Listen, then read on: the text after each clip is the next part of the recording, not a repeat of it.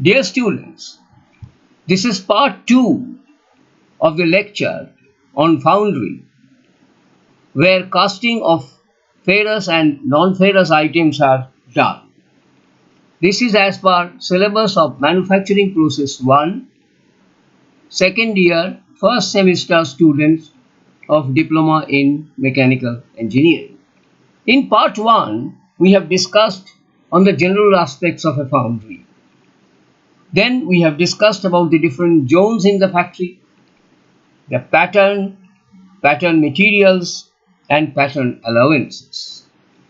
Now, in part 2, we are going to discuss about types of patterns, molding techniques, molding sand, and types of molding process.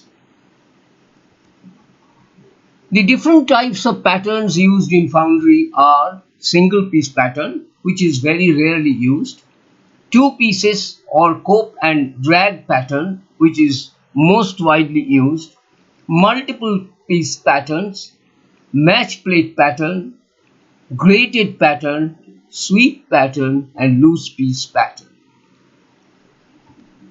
Here we see the photograph of some of the different types of patterns. On the very left hand corner, it is actually a split pattern, a general split pattern with the core prints where the core will be placed is shown.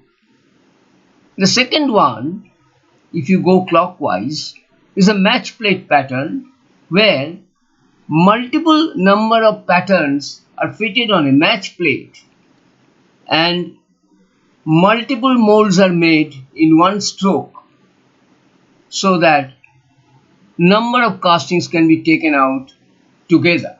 This pattern is mostly used where molding machine is used instead of hand molding. Then we have got the sketch of a sweep pattern. Sweep pattern is actually no pattern. It is actually a blade which swings at the center, and creates a hole on the casting, on the sand, molding sand. The picture shows that there is a spindle at the center and there is a cutting edge of the sweep. So when the sweep is rotated, there will be a circular hole generated on the molding sand. These patterns can be used where the shape of the molding is round and the shape and the casting size is very high, so that no physical pattern has to be made. The sweep can generate the opening in the sand itself.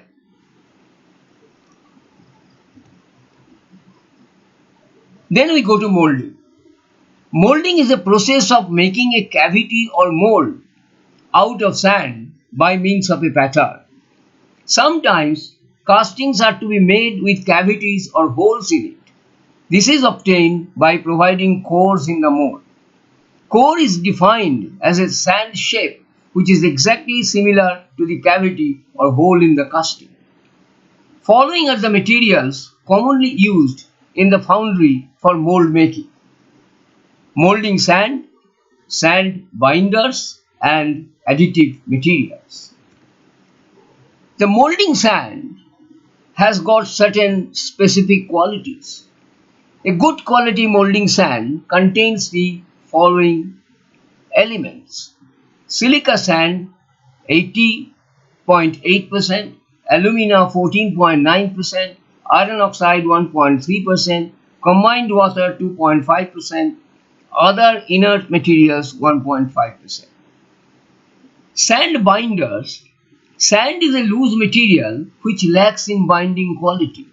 The binders added to the sand are clay type binders, clay or fire clay, organic binders like molasses, linseed oil, resins which are used in making cores, and inorganic binders called bentonite.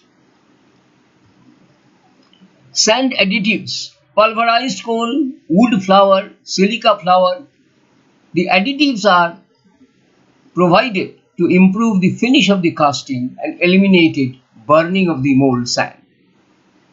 Now, the molding sand has got certain very useful properties. The properties are porosity and permeability. It allows steam and other gases to pass through. When the hot metal is poured in a closed sand cavity, then the gases inside the hot metal, they should be allowed to pass through. Since sand is a porous material and it has got permeability, most of the gases will leave the cavity.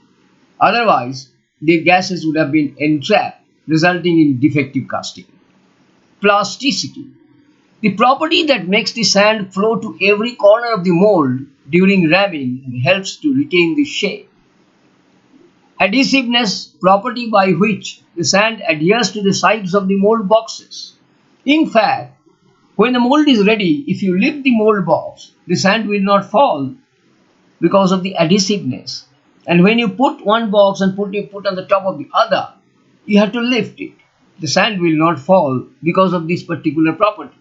Then cohesiveness, property by which the sand grains stick together. Then it stick to each other also by this property. Then refractoriness, which I explained at the very beginning. Why sand is used as a molding material? Because it has got resistant to very high temperature. Flowability, it behaves like a fluid. And collapsibility, this is another property, that it collapses easily when the metal solidifies. Otherwise, you would not have been able to take out the solid casting from the sand mold. Types of molding processes are green sand mold, made with natural sand in its green state. The color is not green, it's just natural sand, that is why it is called green sand. Dry sand mold, made of finely ground sand and binder. Molds are heated in oven. Skin dried mold, molds with dry sand facing and green sand backing are called skin dried mold. Loam mold, a mixture of 50% sand, grain and 50% clay, is called a loam sand. Molds made out of the sand are called loam mold. These molds are used for large castings with sweep pattern. Metal mold, used for casting of alloys with low melting temperatures. And shell mold, molds made out of two or more thin shell-like parts consisting of thermosetting resin-bonded sand are called shell mold. So these are the different type of molding processes that we have discussed. So we have come to the end of part 2. Now we will discuss the other portions like cores and gates, runners, risers of the sand mold in part 3.